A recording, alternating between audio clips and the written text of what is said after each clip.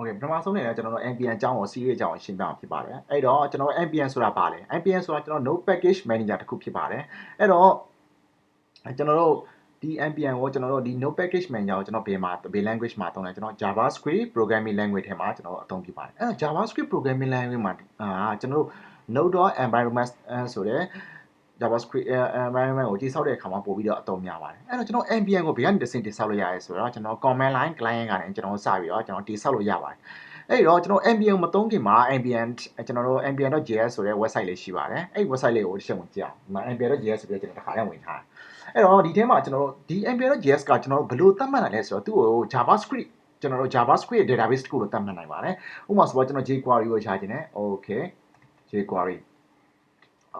Okay ကျွန်တော်ဒီမှာ jQuery library ဆိုတော့ရှိတယ်အဲ့တော့ကျွန်တော် jQuery library ရှိတဲ့အပြင်သူ့ရဲ့ version တွေ content အကုန်လုံးရှိတယ်အဲ့ဒါတွေကမှကိုကြိုက်တဲ့ version တွေကိုကျွန်တော်တို့ command line interface ကနေကျွန်တော်ဆွဲယူနိုင်ပါတယ်အဲ့တော့ကျွန်တော် command line interface ကတော့ကျွန်တော်တို့ဒီမှာ command line interface ဆိုတာရှိပါတယ်အဲ့တော့ဒီကျွန်တော် command line interface ကနေအကုန်လုံးကိုလမ်းပြီးတော့ဆွဲယူနိုင်ပါတယ်အဲ့တော့ကျွန်တော်ပြန်ကြည့်ကြည့်အောင်ပါကျွန်တော် NPN ထဲမှာဆိုတော့ကျွန်တော် require အတွက်ဆိုရင် dash Okay ကျွန်တော်ဒီမှာ package ကိုရှာရတယ်ဟုတ်ပြီ load dash module ကိုကျွန်တော်ရတယ်အဲ့တော့ကိုကြိုက်တဲ့ module တွေကိုကျွန်တော်ရှာလို့ရတယ်ဥပမာဆိုတော့ JavaScript မှာဆိုရင် date picker နဲ့ပတ်သက်တယ်ဆိုရင်ကျွန်တော် moment.js ဆိုပြီးတော့ကျွန်တော် date picker နဲ့ပတ်သက်တယ်ကျွန်တော်တို့ခုရှိပါတယ်အဲ့တော့ကျွန်တော်တို့ဒီသူ့ရဲ့သက်ဆိုင်ရာ plugin တွေရောအများကြီးရှိတယ်အဲ့တော့ဒီထဲမှာကျွန်တော်တို့ plugin တွေကိုအသိဉာဏ်တို့အသုံးချနိုင်မှာဖြစ်ပါတယ်အဲ့တော့ကျွန်တော်တို့ဒီမှာ moment.js Okay display date နဲ့ကျွန်တော် moment.js နဲ့ date picker တွေကိုလာပြလို့ရပါတယ်အဲ့တော့ကျွန်တော် NPN ကိုအသုံးချခင်မှာကျွန်တော်နောက်တစ်ပါသိရမလဲဆိုတော့ကျွန်တော် git ကိုအနေငယ်သိတာပို့ပြီးတော့ကောင်းပါတယ်အဲ့တော့ကျွန်တော် git ကိုလည်းနည်းနည်းပါးလေ့လာထားဖို့လိုပါတယ်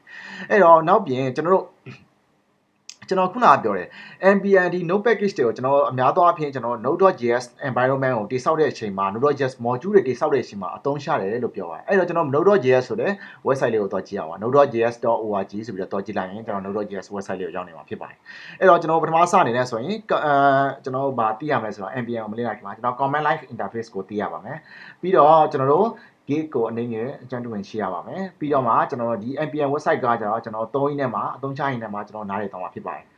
အဲ့တော့